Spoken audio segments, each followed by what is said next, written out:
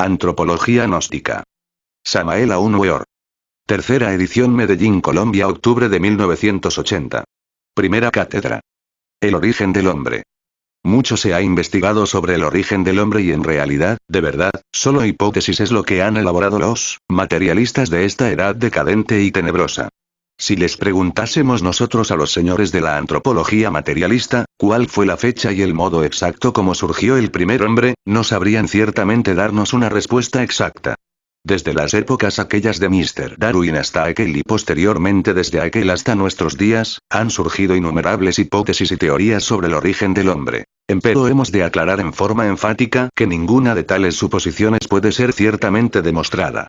El mismo Haeckel asegura con gran énfasis que ni la geología ni tampoco esa otra ciencia llamada filogenia, tendrán jamás exactitud dentro del terreno de la mismísima ciencia oficial. Si aseveración de esa clase hace una Haeckel, ¿qué podríamos nosotros añadir a esta cuestión? En realidad, esto del origen de la vida y del origen del hombre, no podría ser ciertamente conocido en tanto la humanidad no haya estudiado a fondo la antropología gnóstica. ¿Qué nos dicen los protistas materialistas? ¿Qué afirman ellos con tanta arrogancia? ¿Qué es lo que suponen sobre el origen de la vida y de la psiquis humana? Recordemos con entera claridad meridiana al famoso monerón atómico de aquel entre el abismo acuoso.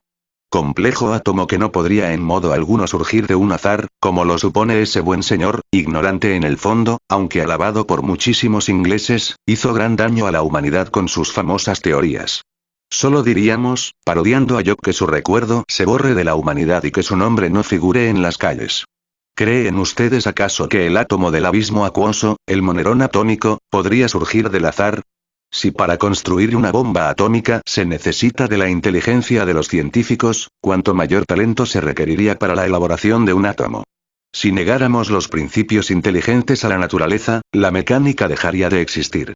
Porque no es posible la existencia de la mecánica sin mecánicos. Si alguien considerase posible la existencia de cualquier máquina sin autor, me gustaría que lo demostrara, que pusiese los elementos químicos sobre el tapete del laboratorio para que surgiera una radio, un automóvil, o simplemente una célula orgánica. Creo que ya de Alfonso Herrera, el autor de la plasmogenia, logró fabricar la célula artificial. Mas esta siempre fue una célula muerta que jamás tuvo vida. ¿Qué dicen los protistas? Que la conciencia, el ser, alma o espíritu, simplemente los principios psíquicos, no son más que evoluciones moleculares del protoplasma a través de los siglos. Obviamente las almas moleculares de los fanáticos protistas no resistirían jamás un análisis de fondo, la célula alma, el bativirus gelatinoso del famoso Haeckel, del cual surgiera toda especie orgánica, está buena como para un Molière y sus caricaturas. En el fondo de toda esta cuestión y tras de tanta teoría mecanicista, evolucionista, lo que se tiene es el afán de combatir al clero. Se busca siempre algún sistema, alguna teoría, que satisfaga a la mente y al corazón para demoler al Génesis hebraico. Es precisamente la reacción contra el bíblico Adán y su famosa Eva sacada de una costilla el origen viviente de los Darwin, de los Haeckel y demás secuaces. Pero deberían ser sinceros, manifestar su insatisfacción contra todo concepto clerical. No está bien que por reacción simple se dé origen a tantas hipótesis desprovistas de cualquier basamento serio. ¿Qué nos dice Mr. Darwin sobre la cuestión esa del mono catirrino? Que posiblemente el hombre devino de allí. Sin embargo, no lo asienta en forma tan enfática como lo suponen los materialistas alemanes e ingleses. Mr. Darwin, en realidad, de verdad, dentro de su sistema puso ciertos fundamentos que vienen a desvirtuar y hasta aniquilar absolutamente la supuesta procedencia humana del mono, aunque este sea el catarrino o catirrino. 1. En primer lugar, como ya lo demostrara Huxley, el esqueleto del hombre es completamente distinto en su construcción al esqueleto del mono. No dudo que hay ciertas semejanzas entre el antropoide y el pobre animal intelectual, equivocadamente llamado hombre, mas no exactitud definitiva o definitoria en esta cuestión. El esqueleto indica la del antropoide y es trepacista, de esta su hecho sistema paraóseo. Trepar, en así elasticidad construcción cambio, el esqueleto humano está hecho para caminar. Son dos construcciones óseas diferentes. 2. Por otra parte, la elasticidad y también el eje, dijéramos, craneal del antropoide y también del ser humano son completamente diferentes, y esto nos deja pensando muy seriamente. 3. Además, bien lo han dicho con entera claridad meridiana los mismísimos antropólogos materialistas, que un ser organizado en modo alguno podría venir de otro que marchase a la inversa, ordenado antitéticamente. En esto habría de poner cierto ejemplo, veremos al hombre y al antropoide. El hombre, aunque en estos tiempos esté degenerado, es un ser organizado. Estudiemos la vida y costumbres del antropoide y vemos que está ordenado en una forma diferente, contraria, antitética. No podría un ser organizado, pues, devenir de otro ordenado en forma opuesta. Y esto lo afirman siempre muy severamente las mismísimas escuelas materialistas. ¿Cuál sería la edad del antropoide? ¿En qué época aparecerían sobre la faz de la Tierra los primeros simios? Incuestionablemente de años. ¿Por qué hubieron de aparecer sobre la faz de la Tierra los antropoides? ¿Podrían dar acaso alguna respuesta exacta los señores de la antropología materialista, los brillantes científicos modernos, esos que tanto presumen de sabios? Es obvio que no. Además, el Mioceno en modo alguno estuvo ubicado dentro de la famosa Pangea tan sonada por la geología de tipo materialista. Resulta ostensible que el Mioceno tuvo su propio escenario en la antigua Tierra Lemúrica, continente ubicado antes en el Océano Pacífico. Restos de la Lemuria tenemos todavía en la Oceanía, con la Gran Australia, la isla de Pascua, donde están tallados ciertos monolitos, etc. En el Mioceno. ¿Quién podría negarlo? Tuvo que haber aparecido obviamente en la tercera parte del Mioceno, hace unos 15 a 25 millones, que no lo acepte la antropología materialista por estar embotellada completamente en su Pangea. ¿Qué importa a la ciencia y qué a nosotros? En realidad que no van a descubrir la Lemuria con las pruebas M-carbono, 14, o del potasio-argono del polen, todos esos sistemas de pruebas, de tipo materialista, están buenos como para un Molière y sus caricaturas. Por estos tiempos, después de las infinitas hipótesis de los Haeckel, y de los Darwin, y de los Huxley y todos sus secuaces, se sigue todavía entronizando a la teoría de la selección natural de las especies, otorgándosele nada menos que el poder de crear nuevas especies.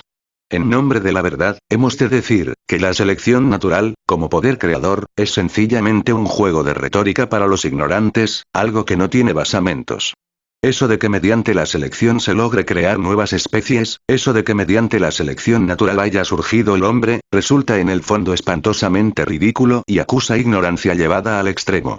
No niego la selección natural, es obvio que ésta existe, mas no tiene el poder de crear nuevas especies. En realidad, de verdad que lo que existe es la selección fisiológica, la selección de estructuras y la segregación de los más aptos, eso es todo. Llevar a la selección natural hasta el grado de convertirla en un poder creador universal, eso es el colmo de los colmos. A ningún sabio verdadero se le ocurriría semejante tontería. Nunca se ha visto que mediante la selección natural surja alguna especie nueva. ¿Cuándo? ¿En qué época? Se seleccionan estructuras, sí, no lo negamos. Los más fuertes triunfan en eso de la lucha por el pan de cada día, en la batalla incesante de cada instante, en que se brega por comer y no ser comido. Obviamente triunfa el más fuerte, que transmite sus características a sus descendientes, características fisiológicas, características de estructuras. Entonces los selectos, los más aptos, se segregan y transmiten ellos a sus descendientes tales aptitudes. Así es como se debe entender la ley de la selección natural, así es como se debe comprender. Una especie cualquiera entre las selvas profundas de la naturaleza tiene que luchar por tragar y no ser tragado. Obviamente resulta espantosa tal brega. Como resultado triunfan, como es natural, los más fuertes. En el más fuerte hay estructuras maravillosas, características importantes que son transmitidas a su descendencia.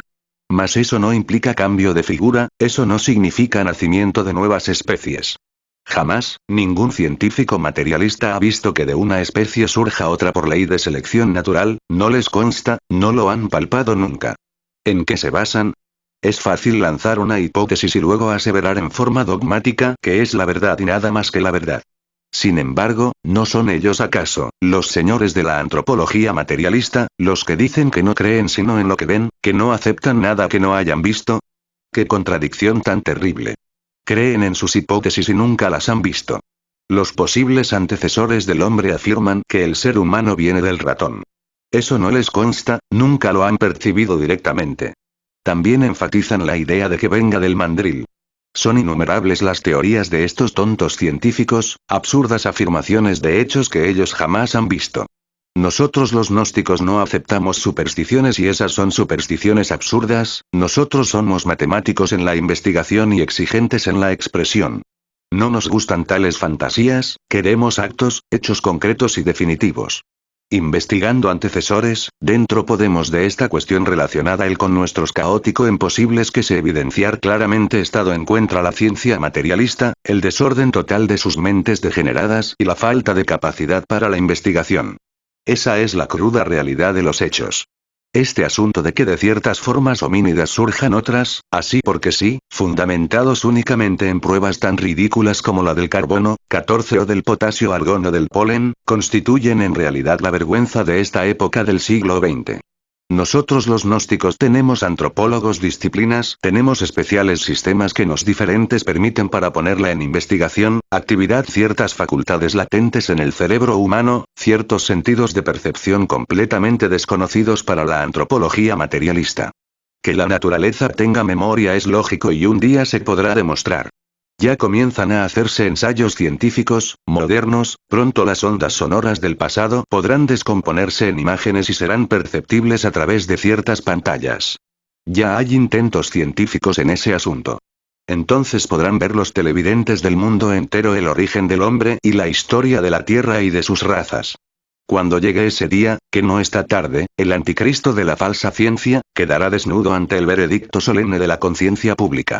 Esta cuestión de la selección natural, del clima, ambiente, etc. fascina realmente a muchas gentes y, por ende, éstas se olvidan sobre los tipos originales de los cuales surgieron las especies. Creen los tontos científicos que podría procesarse la selección natural en forma absolutamente mecanicista, sin principios directrices inteligentes. Eso sería tan absurdo como pensar que podría procesarse cualquier máquina en el mundo sin un principio inteligente, sin una mente arquitecto, o sin un ingeniero que le hubiese dado forma. Indubitablemente esos principios inteligentes de la naturaleza solo podrían ser rechazados por los necios, por aquellos que pretenden que cualquier máquina orgánica sea capaz de surgir del acaso. Nunca jamás estos principios serán rechazados por los hombres verdaderamente sabios en el sentido más completo de la palabra. A medida que ahondamos en todo esto, vamos viendo todas las fallas de la antropología materialista. Es necesario reflexionar profundamente en todas estas cosas. Si ellos en vez de asumir esa posición de ataque contra cualquier clericalismo, hubiesen pasado por un previo análisis reflexivo, nunca jamás se hubieran atrevido a lanzar sus hipótesis anticientíficas. Bien sabemos nosotros que el Adán y Eva que tanto molesta a los señores de la antropología materialista, no es más que un símbolo. Aquellos señores antropólogos profanos, que quieren refutar el Génesis, es bueno que entiendan y que entendamos todos que el Génesis es tan solo un tratado de alquimia para alquimistas y que nunca jamás se debería aceptar en forma literal. Así es que se esfuerzan los señores de la antropología materialista por refutar algo que ni siquiera conocen. Por eso me atrevo a decir sencillamente que sus hipótesis no tienen nunca bases sólidas. El mismo Mr. Darwin jamás pensó ir tan lejos con sus doctrinas. Recordemos que él mismo habla de las caracterizaciones. Después de que alguna especie orgánica ha pasado por un proceso selectivo de estructuras y fisiología, incuestionablemente se caracteriza en forma constante y definitiva.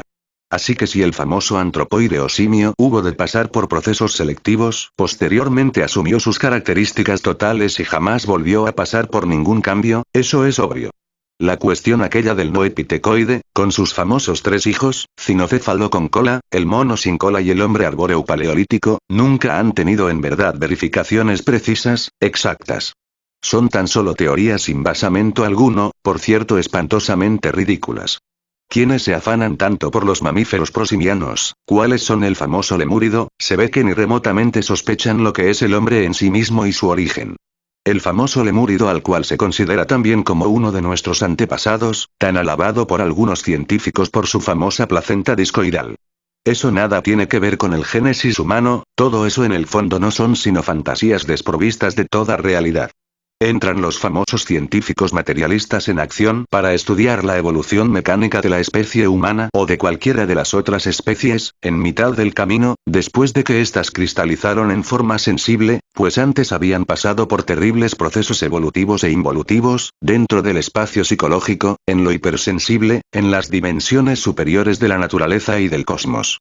Claro que al hablar nosotros así, se sienten los antropólogos materialistas tan nerviosos y molestos como los chinos cuando escuchan algún concierto occidental.